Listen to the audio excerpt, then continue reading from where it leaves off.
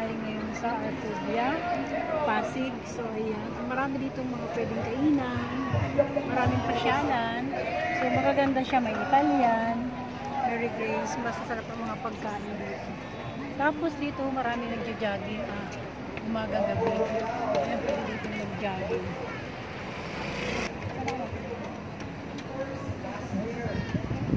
So, ayan. Matawid tayo sa kabila.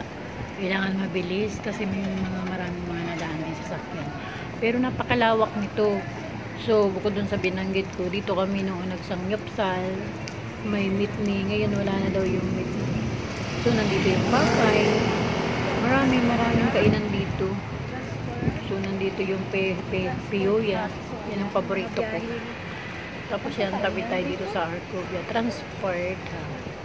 Bicol. Diyan papunta dito. So, ayan. Arcovia Transport Hub.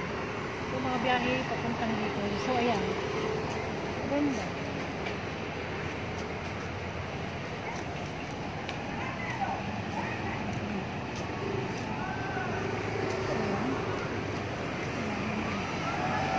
So, masarap dito mag-jogging.